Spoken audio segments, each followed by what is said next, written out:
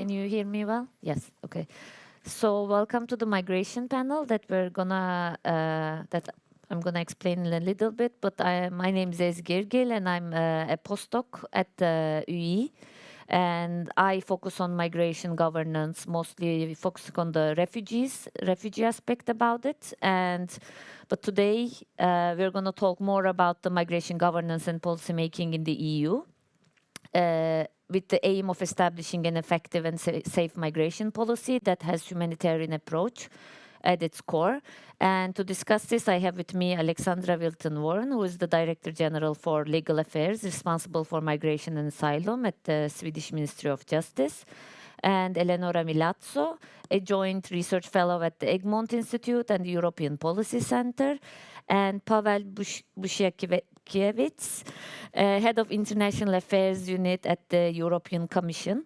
And throughout this panel, first we're going to talk more about first we're just going to offer a framework of the topic, and that's where each panelist has a topic that they're going to talk about, and it involves like brief history of the EU migration, and then the critical points in the EU migration governance up until now, and the current challenges. And after that, I'll be directing questions to our panelists, and we'll have a discussion, and then we will be following that with the recommendations for the Swedish presidency. And with this, I would like to leave the floor to you, Alexandra, about the brief history of the migration governance in the EU. Yes, thank you so much. Thank you so much also for having me in this timely conference. We are definitely preparing our presidency now, counting the days until the 1st of January. And migration, of course, is a very important and difficult topic on our agenda. And I will start with just giving a little bit brief history about the legislation that we have now and the policy making that has been going on in the EU for quite some while. And I think maybe the end of the Cold War and the fall of the Berlin Wall signified a fundamental starting point for EU migration governance. Migration and mobility from Central and Eastern Europe was partly absorbed through EU enlargement at the time, but growing migration pressure from the global south needed to be tackled. And as you know, in 1999, with the Treaty of Amsterdam, it granted the EU institutions new powers to draw up legislation when it comes to migration and asylum. And at the EU summit in Tampere in 1999 in Finland, leaders put in place the comprehensive approach to migration that we still are working with today: cooperation with third countries, a joint asylum policy, the fight against irregular migration, and fair treatment of third country nationals. And since then, the work of a common European asylum system has been going on, and as you also probably know, it has been going on in steps or phases.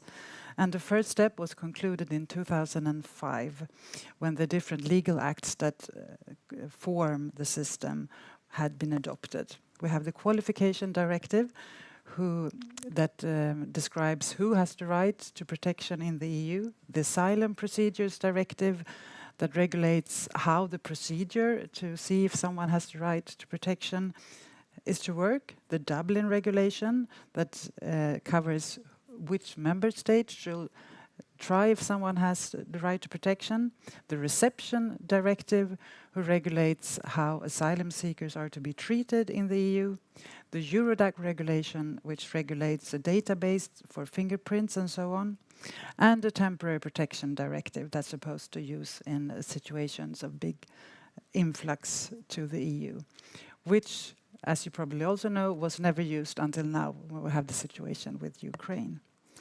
Then in 2011, the European Asylum Support Office, EASO, was set up to facilitate practical cooperation between the member states and also to facilitate similar decisions in the different EU member states.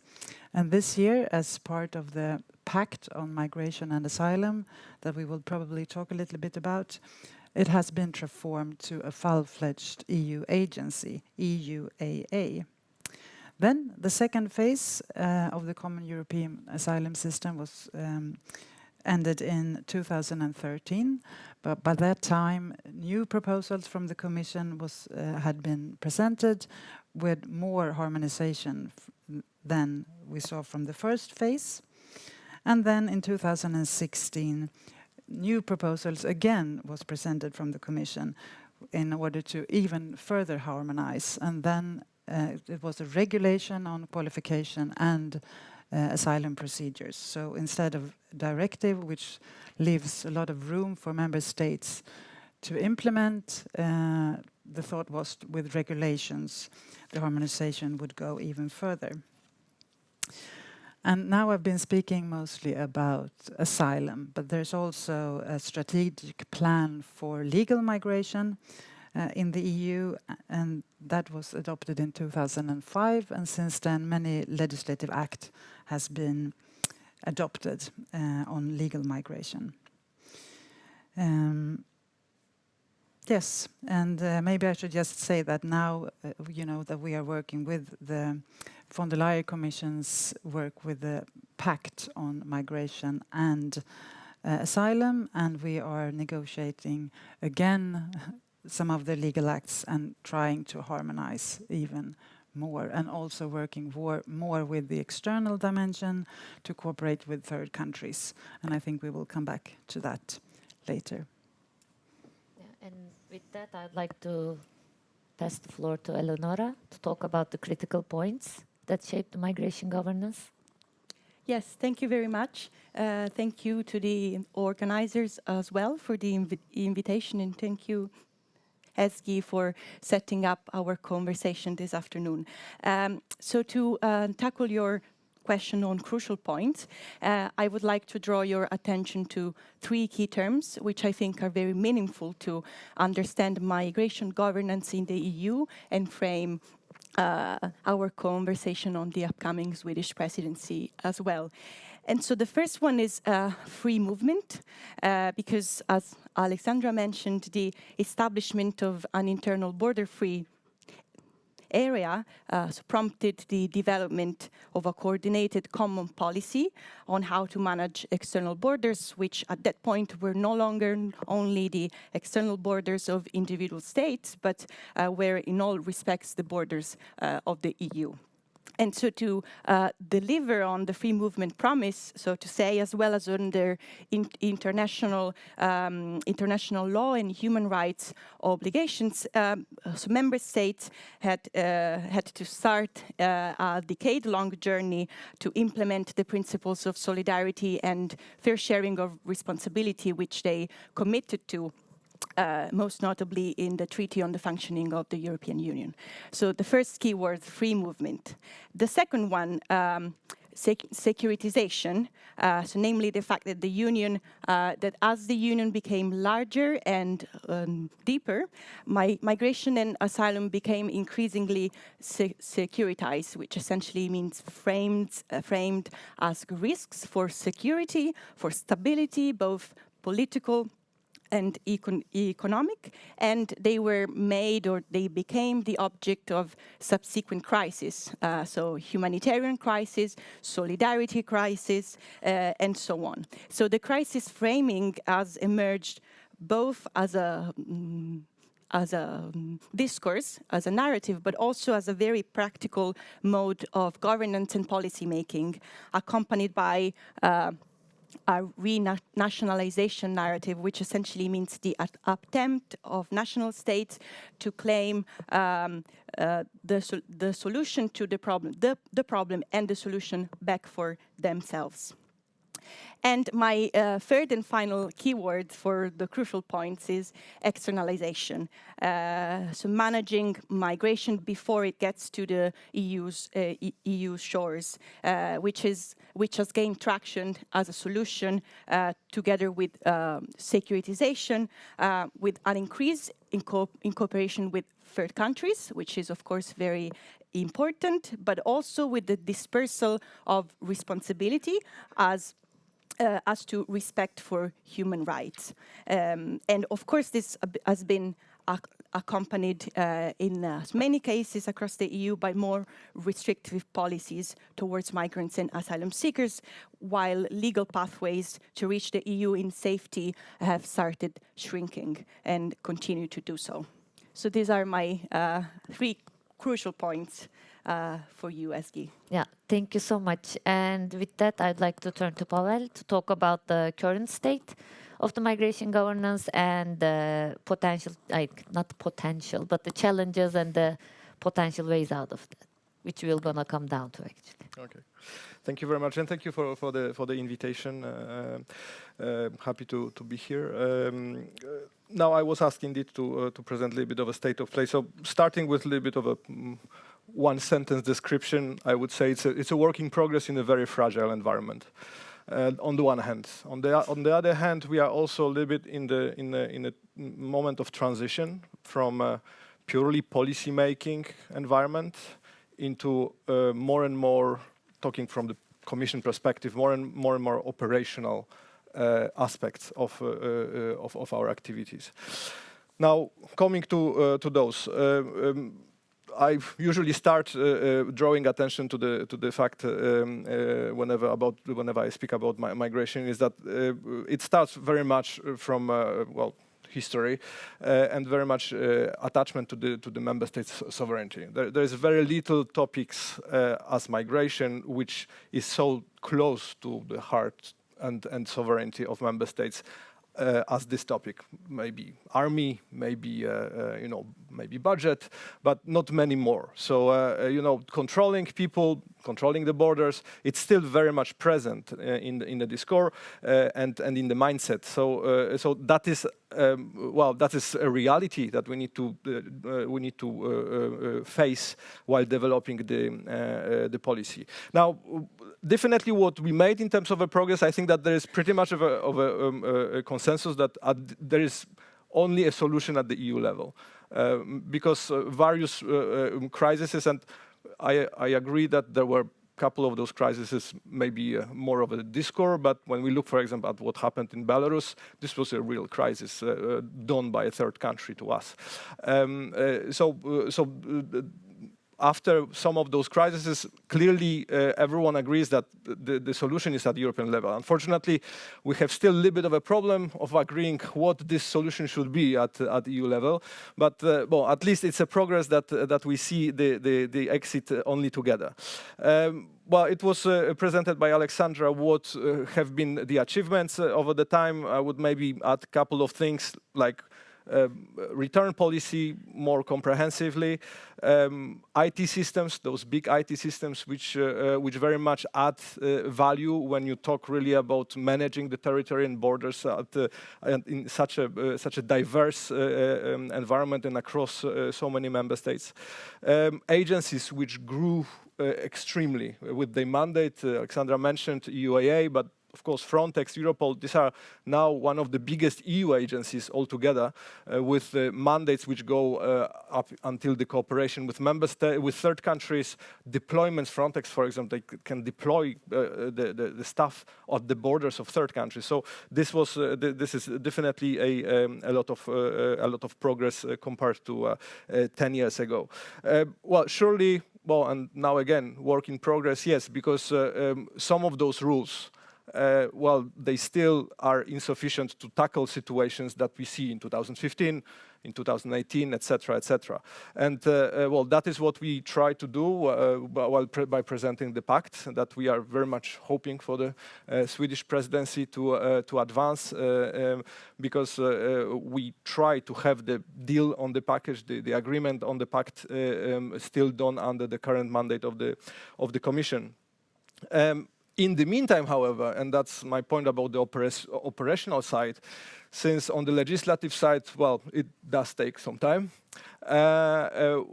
we are developing our response in the field.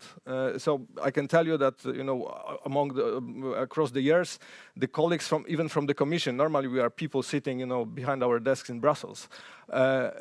Since 2015, we were sent to Greece, we were sent to Italy, to work together with member states at the border, in the reception centers, in order to better understand the situation, to assist, and to give the response from Brussels, also at operational side. very much through the funding, but also then using the agencies' input, etc. So that's where we are. A little bit about the challenges. So first, and the underlying challenge, it was also mentioned by Eleonora, it's a little bit of the political side, the sensitivity and political sensitivity of that topic. And that impacts a lot any discussions. I think that could we take it a little bit less from the emotional sphere, we would be able much easier to arrive to some solutions. I can tell for my country, Poland, the issue of refugees was a non-issue. We didn't have an issue with refugees until politics entered, and then it became a big issue.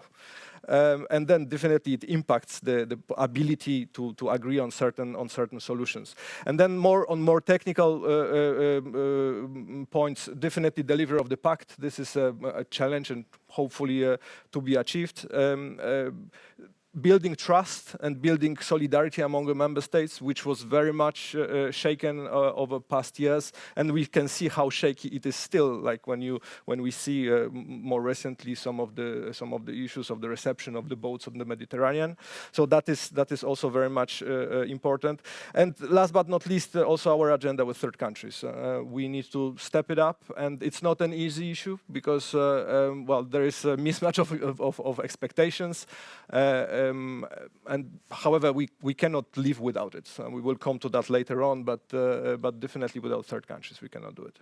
Thanks. Thank you. And actually, that was a very nice pass to the discussion, because that would actually be my first question, is about like, to what extent does EU migration governance and policy making is relying on the actors within the EU, and to what extent it relies on the outside EU actors.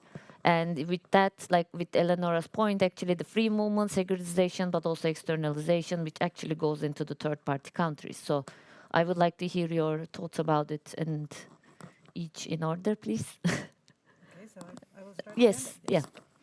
Well, I think we have to keep an eye on both the EU internal and the external aspects of migration, and we have to do this in parallel because they are interdependent and they rely on each other and need to work together. And I think we have both of you have been into this, that it is a very sensitive issue. So internally we have member states, obviously, but also the constituencies in the member states and the domestic pressure groups. And we've seen now in several member states that there are general sentiments regarding the need to reduce irregular migration. At the same time, we have aging populations and the demographic shift that are leading to labor market shortages, whereby employer organizations are arguing for more legal labor migration geared toward maintain global competitiveness. And on the other hand, we have the labor unions, and they tend to demand more restrictive policies when it comes to labor migration. And now we have the current dilemma with record high inflation and a threatening recession in Europe, and this may, of course, influence these positions and outcomes. And externally, it's, as Pavel said, it's very important to work externally and to have dialogues with partner third countries. And in the EU, we have several processes and dialogues with, in which we cooperate with partner countries.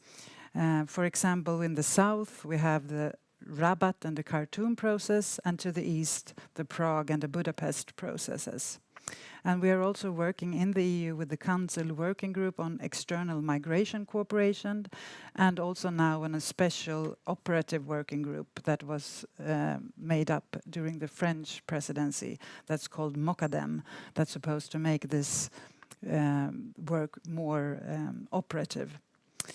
And in doing so, we are establishing special action plans for various migrant source and transit countries. And there are, of course, also funding that has to do with this work. That's very important. And both the EU presidencies and the Commission work on coordinating and pooling such cooperation and funding, and discuss with third countries in regard to their interests and needs. And as Pavel said, maybe the expectations are not always so that's the same, so it's easy to have those dialogues, but it's a very important tool in order to work further with migration. I think I will maybe stop there. Yeah. Yeah, please We go. go like this. Okay. Yeah, so yes, thanks for the question. There is a very long list of actors involved in the governance of migration and integration as well at various levels and with various agendas like Alexandra mentioned. And I think the fact that migration governance is by its very nature multi-level, and the fact that there is a high degree of interdependency between different actors is the essence of the challenge, as well as it often happens an opportunity as well. States, we repeated it, came out several times with the high level of politicization and salience of the migration issues. States have a hard time navigating internal debates and internal legislative processes as well when it comes to national laws on migration and asylum and so party politics as well. And this is even more the case in a context of global instability, where geopolitical competition also puts pressure on sort of finding ways to ensure or promise to ensure more security, more stability, more control. Some of the actors that I think are worth keeping an eye on are subnational actors. So regions, municipalities. I think in particular of the role of municipalities, mayors, that are very often at the front of at the fore of the challenge of actually welcoming migrants, asylum seekers, and refugees. And we have in mind, we have seen in the course of the last few years several bottom-up initiatives, including during the first phases of the response to displacement from Ukraine, where not only some national actors but also non-state actors took up the leading role in the response. So I think we have a lot to learn from there. And then, of course, there are transnational actors, and the EU is the perfect forum in this sense to find solutions to a challenge that by its very nature does not stay within national borders. So the panel before us was on climate change, and by definition there's no way to tackle climate change with reference to our own country or our own country in isolation from our neighbors, as well as from the broader context of the challenges of this current moment. Yes, I'll stop there. Pavel. Thanks. Well, I mean, I will not say anything new by saying that, well, we definitely need all actors, and I exactly like Alexandra and Eleonora, I believe that we have to talk about all the actors. It's not about only third countries. However, I would still start with ourselves. So this is the most important, because if we cannot fix things on our own courtyard, no matter what we will do externally, it will not be enough. There is a little bit of a tendency, unfortunately, that, well, since we cannot make it in our courtyard, well, let's start looking externally. And well, that's how easiest way of building consensus. Well, you start on what everyone agrees, and normally people agree on what should be elsewhere, not not on our side. But so again, it's very important not to forget about ourselves and the part that we need to do within the EU. Having said this, surely, again, just like as I said, I mean, on the mirror side of the things, no matter what we would do internally, if we do not cooperate with third countries in a true partnership spirit, we will not be able to tackle the issue either. And this is not as indeed, I've heard today the word about externalization. What we approach very much, and our ambition is to have a true partnership and to really listen to the third countries, go beyond the transit countries, go to the countries of origin, countries at the root of the migratory flows, and look at all the sides of the of the phenomenon, and we have to bear in mind it's not only about irregular migration. I mean, the demography changes, they oblige us to look into legal migration channels and to have it well organized. Well, there will be other things which will come, and probably later we might also touch on them, climate change and etc. This also we need to work upstream with the third countries.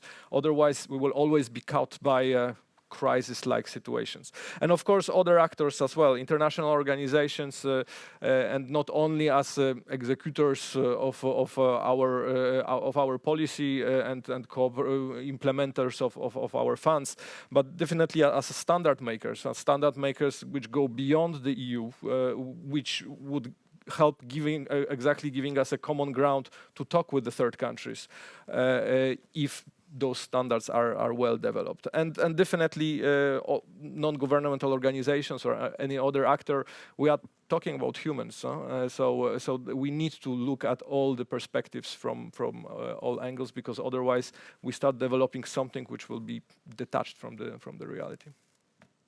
Thank you so much. And actually, a bit build on that as well, is that you talked about a bit of a lack of agreement and how migration has to be solved at the EU level, but it's actually one of the major areas that each member state has a national interest. But at the same time, when challenged with the sudden immigrant inflow, which we've seen with the Syrians and the same with the Ukrainians, EU has to respond in a fast and effective way while securing this safety of the arrival of the incoming population, but also to offer them a humanitarian aspect, as you mentioned. So how can this, and as we saw in the Ukrainian refugees, this happened. Although we'll see to what extent and whether it's sustainable or not, which will be defended, which will be seen, but at the same time, at least it happened as an example. And with that, I would like to ask, how can a similar coordinated EU response, both the asylum and the migration governance, can be achieved under the Swedish presidency for an integrated migration management, to find common grounds that would encourage the EU member states to comply with this integrated migration management? And again, I'd like to start with you. Thank you. Yes, this is a very difficult task, of course, that we are trying to think everything that we can about how to arrange. I mean, as an incoming presidency, of course, you have to be an honest broker and you have to work with the files and the policies that are already on the table, and you have to continue the work for the best of the whole union. We saw during the Ukraine crisis, as you were mentioning, Eski, that the EU could really get its act together and work fast and effective.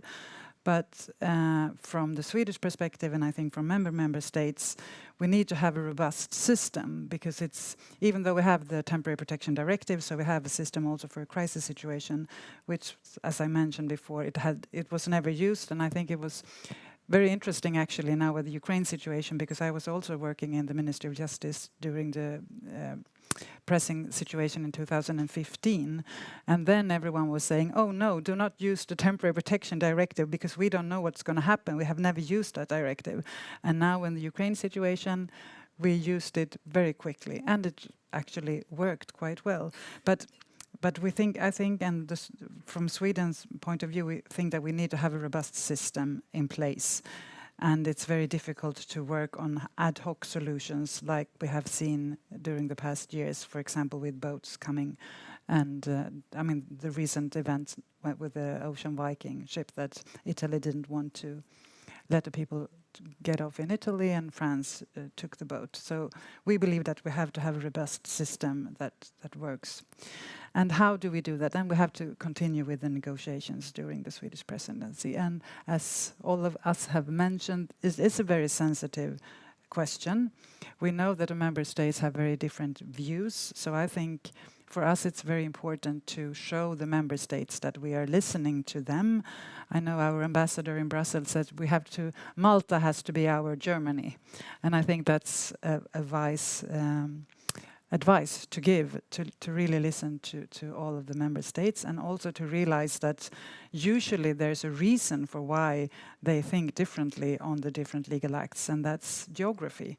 we have so different situations in the different member states depending on where we are situated and how the migration flows are and who's coming and why and so forth. So I think it's very important as a president to speak with different member states and also to encourage member states to work towards common goals and to find compromises that works. So that's what we are going to try our best to do. Thank you. And Eleonora? Thanks. I will I will follow up on some of Alexandra's point. So first of all, yes, I think it's very important to have our robust permanent system in place that is not only somehow activated or a solution that is only designed or thought through on a ad hoc basis. And to do this, I think we have to get over the sort of paradox of asking for more European solidarity, for more European solutions, while at the same time siding or supporting practical solutions that go exactly the opposite direction. And I think in this case, the case of the scramble between Italy and France is really illustrative of this sort of paradox in achieving a systemic solution. And then I think it's also important, again, following up on Alexandra, to balance political compromise with human rights commitments. And so it's important to carry forward the negotiation on the pact, ensure that the path that has been opened continue to be sort of leading the way, and that forms of voluntary solidarity can be a tool to find this kind of political compromise, and they are, I think, very, very welcomed as long as they are compatible with solid human rights commitments. And then, yes, I think I will stop there. We will have time for more later. Yeah. And Pavel, please. No, I mean, again, just to build on what was already mentioned, well, surely the best response and the best tool would be to have the pact adopted, which, by the way, has in its construction normally the solutions to normal pressure, unusual pressure, even a crisis, fully fledged crisis situation. So definitely we invest there, and we hope to have the pact adopted. Now, in the meantime, because as I said, it will take a little bit with wholeheartedly supporting Swedish Presidency. 6 months might be a little bit short. In the meantime, however, we do believe that we developed, from this operational point of view, we did develop certain tools which help us already now face some of those situations. Unfortunately, we learned them hard way because we had to develop them, especially after 2015. But we did invest there. So, for example, like starting from situational awareness, early warning, something which was not really there in 2015. I mean, in 2015, if we had it, probably things might have gone slightly different. We were more, as I said, we were more about policy making and not so much operational.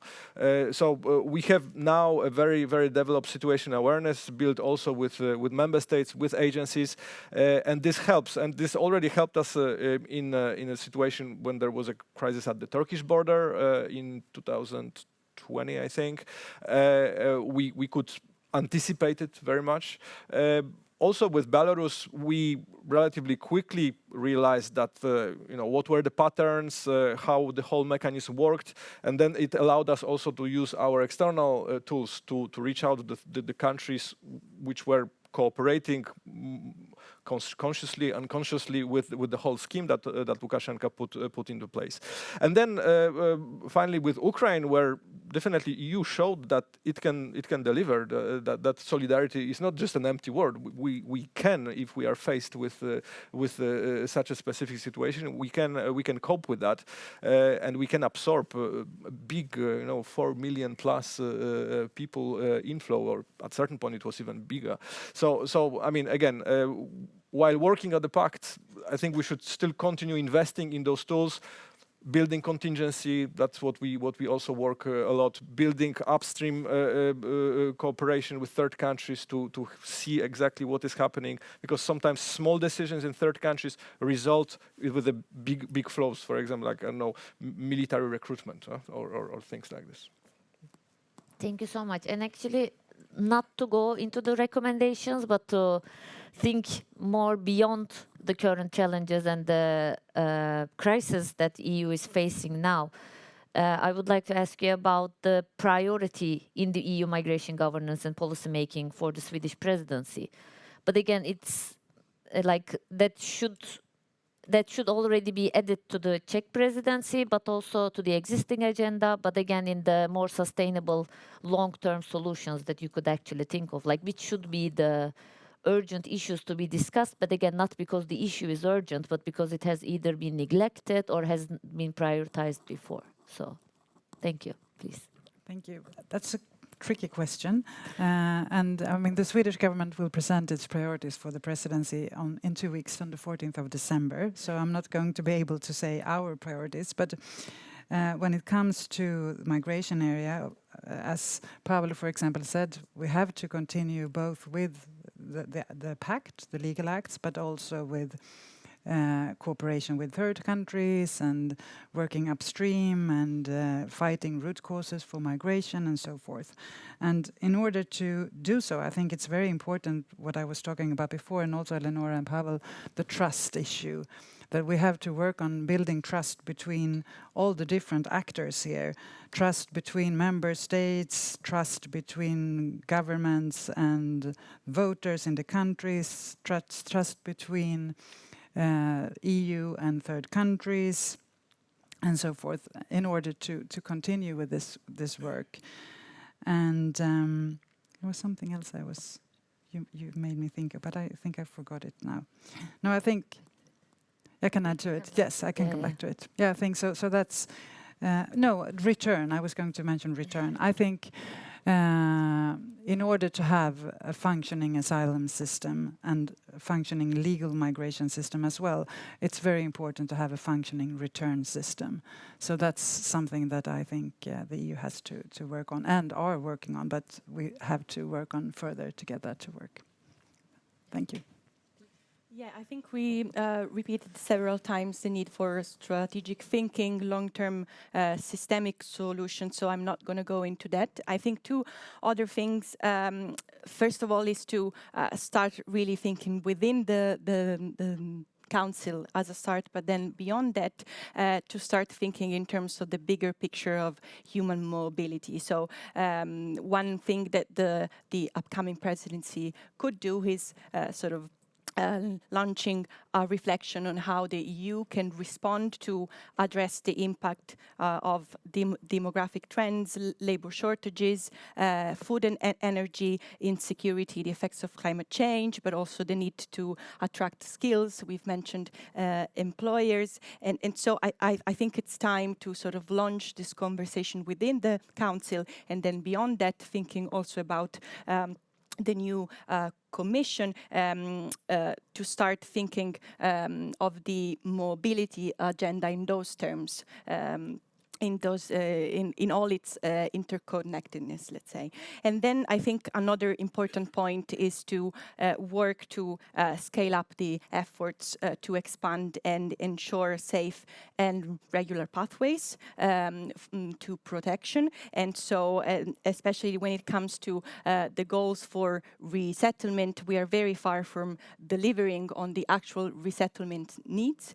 And so it's important to work on that and on other regular pathways, including education visas, community sponsorship, and so on. So I think these are two key other issues that it's important to work on going forward.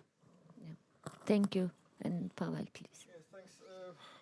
Well, funny enough, my first point totally overlaps with the first point of Eleonora, so I'm not going to repeat indeed. I mean, all those topics like climate change, demography change, etc., they were known. It's not that we only know about them now, but somehow we are still focused. And okay, I mean, indeed, we need to fix things which are not working right now, but we cannot afford kind of postponing or not addressing properly the migration flows linked to those phenomena.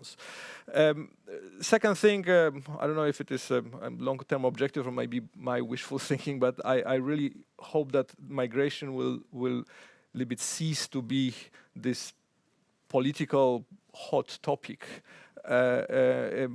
always put in a negative perspective, because when we see at the news, it's very rarely that we see migratory topics in a positive context. So that it becomes a little bit more of a business as usual, boring topic that doesn't bring so much emotions. But for that, indeed, we need to have systemic solutions to inject trust into our citizens, and that's a long way. And then lastly, I mean, I probably will repeat it for, I don't know, third or fourth time, but cooperation with third countries, like comprehensive cooperation with third countries. Migration is about people mobility from country to country. There's no way that we can afford doing it just by focusing on ourselves. We need to look at Africa doubling the population in the 20 or so years. Well, in Asia it will not be better. So I mean, this will have to be on our agenda.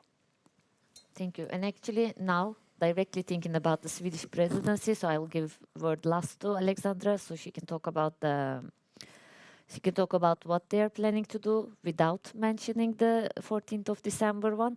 But I now would like to ask you about the policy recommendations, like directly engage with the EU reform agenda, and kind of also like bringing together all the topics that you kind of mentioned and which you think are like quite important, but at the same time like could be doable both in the short term and in the long term.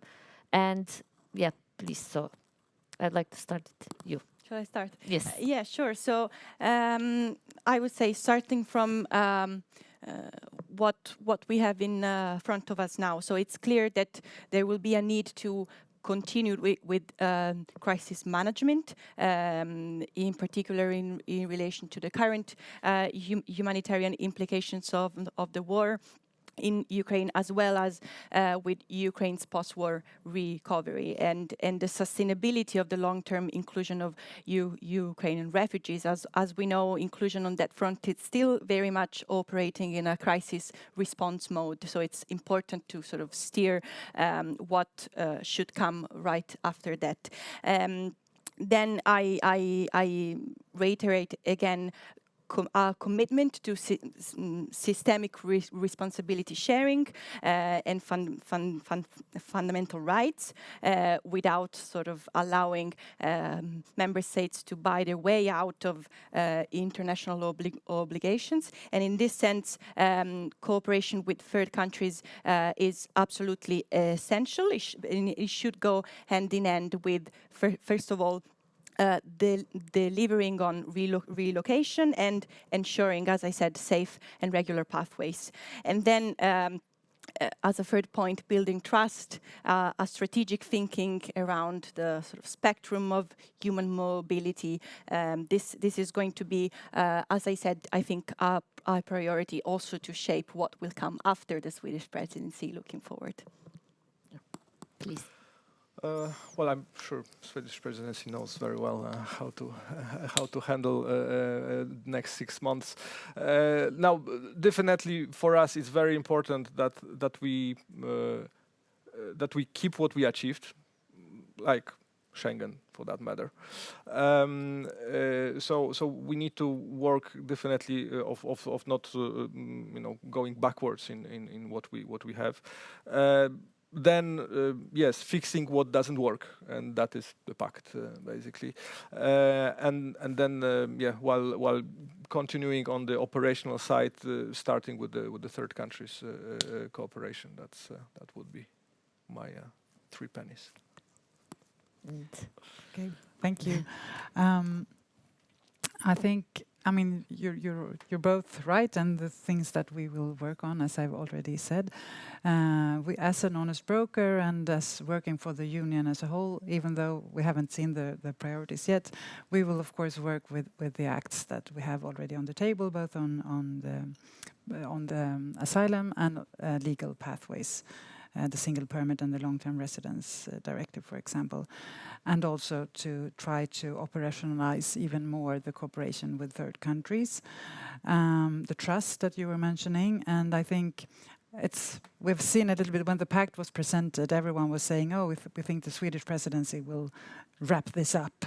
And then as time went along and we saw that the negotiations didn't go as fast as everyone was hoping, we heard more and more that maybe you can't wrap it up, but maybe you can just get it a bit further, and maybe it's up to the Spanish or the Belgians to wrap it up. And I think there's of course a big pressure from the Commission and from the European Parliament to land the pact during this mandate period, and it's getting, I mean, there's very little time left. So one important thing that we will do and have been doing is working very close together with the previous president, the current presidency and the previous presidency, but also the coming presidencies. And I think that's also what you were saying, Eleanor, that it's important to look ahead and work together, because it's very difficult if you negotiate and try to drive policy forward in what way doing one presidency and then change and do it another way, then it will go very slow. So to have a coherent plan, and so we are, I mean, the Czechs have really followed up on the French step-by-step approach, and we will continue that. And lastly, I will just say that of course we also have to plan for the unforeseen. As Pavel said, we couldn't really see the Ukraine situation coming, and we were quite late also on seeing the situation in 2015. So we know that we have to be really ready to tackle any new challenges. And this is our third presidency, so we have 2 presidencies to sort of rely on, and also on our colleagues that have had their presidencies. So I hope we will manage this well, no matter what happens. Thank you. Thank you so much. And with that, I'd like to turn to the audience if they have any questions. Yes, and also could you, they're bringing my phone, and also could you please introduce yourself? Gunilla Herholm from UI. First of all, thank you for coming and thank you for your excellent presentations. You have really shown what an incredibly complicated area this is, and how many things that have to work together in order to get a solution. As I understand it, the pact is only including some, 18 countries? At least it's not everyone, if I'm rightly informed. I must admit I haven't read it. But what I'm thinking about is where Alexandra said at the very end. What we know now is that Russia's ambition is to cause migration flow from Ukraine into other countries. I mean, their way of focusing on people's situation and how to make life as miserable as possible in Ukraine proves that this is the goal. And it is not improbable that they succeed with that. And that will, of course, hit the whole rest of Sweden. It will be something for Sweden. It will be very much for the European Union as well. And I'm a little bit wondering about how you see the risk. You said we have to think about the things that we don't know about, but this must be quite high on your agenda and on the agenda of the European Union. I'm also thinking about the other kind of migration, which you all touched upon, the problems between France and Italy right now. And it's easy to see the Italian problem when the French said we'll take 3,000 refugees. The Italians said we take X thousand every day, and much more than 3,000. And we understand their dilemma as well. We have the Turkish problem. is a little bit like a ticking bomb, as I see it, and has been since 2016. That must be also on your mind.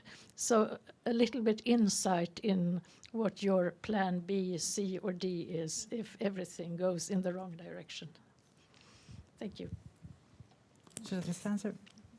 Yes, of course, we see this risk, and it's very, scary, and it's also hard to predict.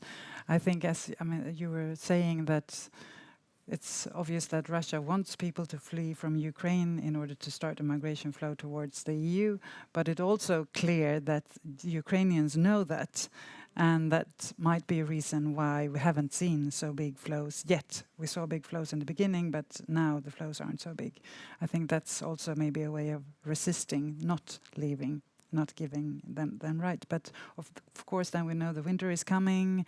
We know that Russia has been bombing the system for heating and so forth, and water and everything. So it might be impossible for people to stay in Ukraine. And we will work, of course, very closely with the Commission in order to have crisis management in place. And we saw that, as we were saying also, that when the war started and a lot of people came, we managed together to handle this situation. And of course, we hope that we will manage any of those situations if they happen again. I don't know, maybe you want to add?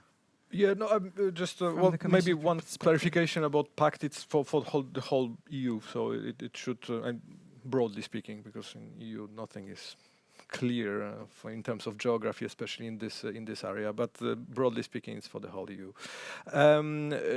For those scenarios, I must tell you that obviously we are preparing. I mean, we are drawing contingency plans and scenarios, etc., which we, by the way, did even before the 24th of February.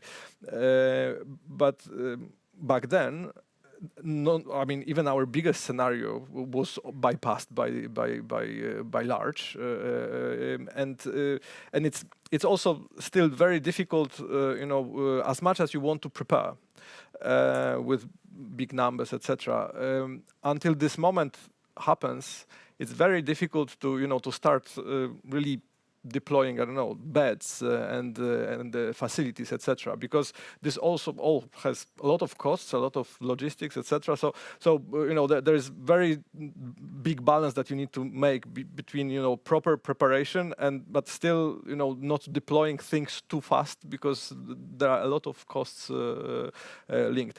And finally, also we apart from our own contingency, we also work with like-minded third countries, as we call it, like UK. US, Canada, those who help us to assist in that situation, be it in Ukraine or in Moldova or on our territories. Would you like to add?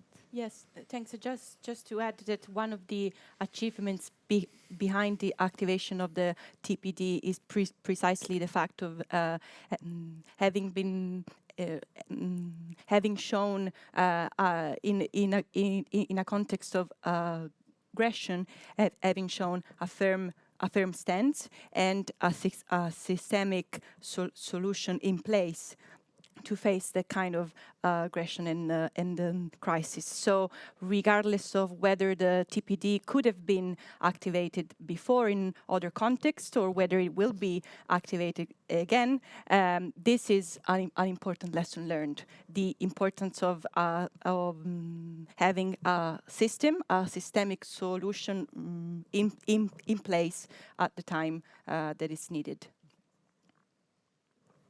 Yeah, please. Hello, Henrik Broos. I think as we're talking about Sweden and migration politics, we ought to mention the elephant in the room. The Swedish government has an agreement with the right-wing party. I suppose you all know about it. And it's 19 pages long in the so-called Castle Agreement, and where it's stated that Sweden should investigate how to change the Swedish constitution to make it tougher for migrants in Sweden. in what way and how would it be able for Swedish government to be an honest broker and at the same time stand with that agreement with the 19 pages? This would go to you, I think. I'm not going to go into politics since I'm a civil servant, but I mean, the Castle Agreement, as you're mentioning, yes, it's very comprehensive on migration, also on criminal area, but I mean, it's on internal. Most of it is on our internal policies. It's a little bit about some external aspects of migration when it comes to using aid in order to have cooperation with third countries, and a little bit about something else. But mostly it's about internal. So I'm hoping that it will not make it more difficult for us to be an honest broker during our presidency. But that's not up to me to say. Do you have a comment on this? I don't speak Swedish, so I don't know what is in the agreement. You no. No. Okay. So one more hand before. Yeah. You. Thank you all for your clear presentations. My name is Eugenia Kopsidi. I'm from the European Public Law Organization. And I would like to ask if there are any thoughts about replacing some of the legislative tools of the Common European Asylum System, which have proven to be quite problematic or inefficient. I'm thinking in particular of the Dublin regulation, which puts the burden on certain European countries which are located at the external borders of the European Union. So the first part of my question, if there are thoughts, if the pact maybe, are thoughts of replacing these tools. And the second part of my question, if there are thoughts about some illegal practices which are taking place also at the borders, at the Aegean Sea and elsewhere. And I'm thinking about the so-called pushbacks. Thank you. Yeah. Who would like to go first? Well, You I can can start. I mean, definitely, Dublin got a little bit of a bad fame as a word already.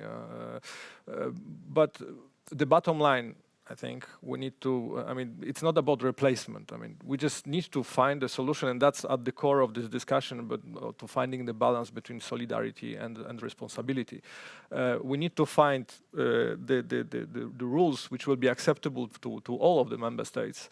To share the burden on one hand, take the responsibility, for protecting borders and taking those in need who arrive, but on the other hand, for those who are less exposed at the borders, that they will be more solidary in that endeavor.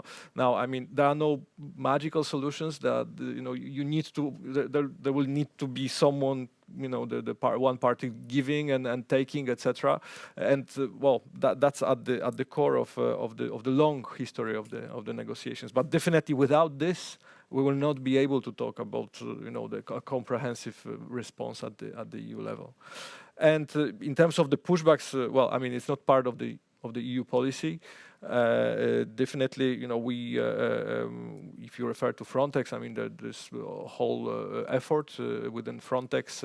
Frontex, by the way, is under a lot of scrutiny, and starting with the European Parliament and then going through other forums. But surely, I mean, there were a series of efforts mentioning at least the fundamental rights officers and part of the staff of the Frontex, which oversee this angle of the activity. So there are efforts which are being done, and definitely, pushbacks. If they are documented with the part of Frontex, they will have to be duly investigated. Eleonora or Alexander? Just to say that I think that a lot can be done working on relocation and delivering on the commitment to responsibility sharing, which means relocation and fair sharing of responsibility. This would significantly help overcome the distributive problems that the Dublin system generates. So I think that would be a very a first very significant step in that direction. Then I think I've stressed many times what political compromise and commitment to respect for human rights includes also pushbacks, which continue to be the norm we know in several external borders of the EU. You have no. We had one more question here, and then to you. No, first here. It was. No, I'm sorry. Thank you. So you already answered my first question about extending borders. However, could you please specify maybe a little bit more about how you can make the cooperation with third countries more fair to the third country, but also more humanitarian and safe? Like, I know EU is working on making these strategies better, but how? Thank you. Who would like to go first?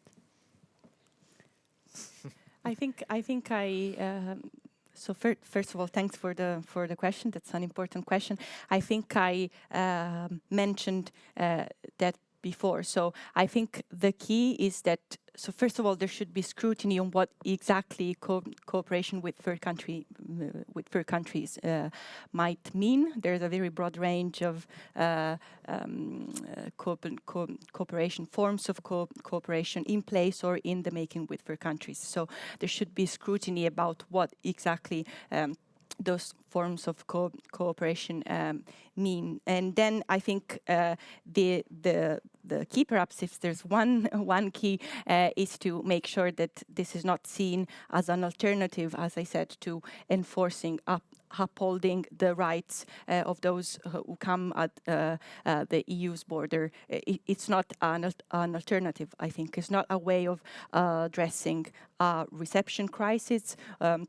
To mention the word crisis again, so it should go hand in hand. It should not be an alternative to enforcing the principle of solidarity and first sharing of responsibility within the EU and ensuring safe pathways to the EU as well. I think if there's one key, I think this can be one.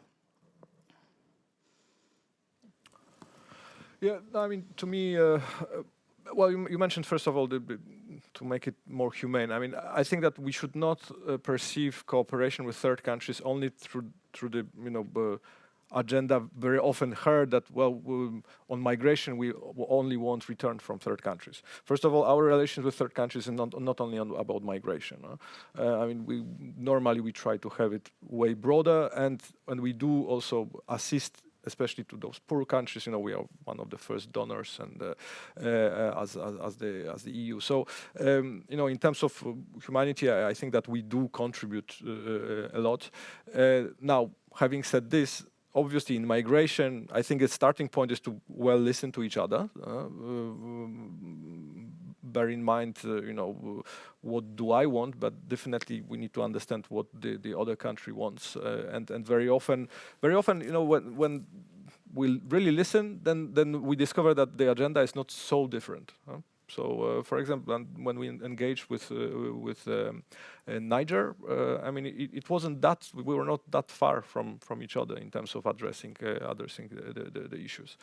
Now, of course, you need to still continue pursuing your objectives, because certain things you need to also deliver, but there surely a scrutiny and definitely a solid anchor in the rules that guide you. That's the basis, I would say.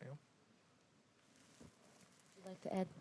Yeah, I can just add maybe that, I mean, I agree to listen and to really hear what the third country wants and to see what the EU wants, but also to make sure that the partnerships are tailor-made and also to work better together in the EU with coordination and make sure that we find the member states that maybe can work easiest or best with a certain third country and make them work together and not double or use one member states that would be better in some other partnership with a specific country is something that could make the partnerships better, I think. We had one question there. Yes, thank you. I'm Funda Tekin, Institut für Europäische Politik in Berlin. It might be a bit repetitive, but I was also wondering because, you know, there's the title, in the title there's this humanitarian term of this panel. And if I think of the refugee crisis, so to speak, of 2015, and now the situations with the migration coming from Ukraine, I basically see two differences. And the one is basically in the so-called welcoming culture, because, you know, in 2015, it was mostly foreigners that looked different. It was mostly male, young men, strong men coming here. So there was a perception of rather a threat, basically, you know, to the societies. And now with Ukraine being mostly women and children, it's a whole. And then in that case, the temporary protection directive was immediately basically granted, and in 2015 it wasn't. So I think there is also a point to consider of how the societies are actually dealing with the migration pressure and perceiving that. And the other difference is. Really, I mean, back in 2015, when Hungary was discussing and to build up the fence, it was a huge discussion, a huge outcry. And right now, about 7 years later, we are here. You know, Poland is building the fence. The Baltic states are starting to build a fence. I think Greece has a fence. So it's really more the Fortress Europe idea that is basically now determining the migration asylum policy. And I think. My question rather is, what would your solution be? Because I really see the time pressure, because the longer we do not find the internal solution with Dublin, with the solidarity, I mean, flexible solidarity, I think really we're simply going to go for the rather inhuman approach of Fortress Europe. And this is something that I think we really need to work at and really then try to find an internal mechanism. And in the beginning, I was rather against the term of flexible solidarity, but in the meantime, I really think that might be the way to go. If you don't want to, show solidarity by taking in refugees or migrants, show it in financial means, So this is really something I think that we need to consider. So the time pressure is there, I think. Something. Thank you. Yeah, I can start a little bit. I mean, yes, this is a very important question and difficult question, how to tackle this change that we have seen. And I think if we want to look positive on it, we would think that if we get the pact in place, and if we get a system in EU that works, that we can have well-managed migration, that will lead to that migration will be more boring, as you were saying.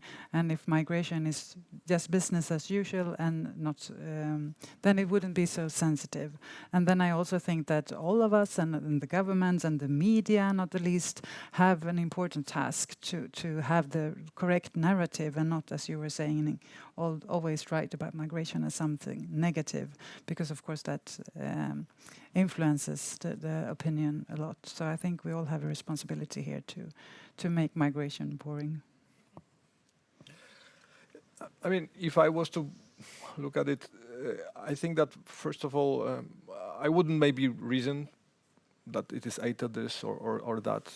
First of all, in order all this to work, all elements need to work, and also we need to translate somehow the trust to the citizens that we know what is happening, and those people who are coming, they are welcome, but those who want to abuse the rules, or for one reason or another, we know how to stop them. And so that really starts. Our internal policy starts with the proper management of the borders. but this doesn't mean pushbacks. This doesn't mean rejection of people of asylum seekers without proper evaluation. But only if exactly, well, that is what we try to address with the pact. We try to address all this patchwork to not to get into this binary thinking, but rather to say, well, we have a robust system which addresses all the angles of that, which eventually leads to the trust in the system and then possibility to de-emotionalize the situations like inflow of refugees.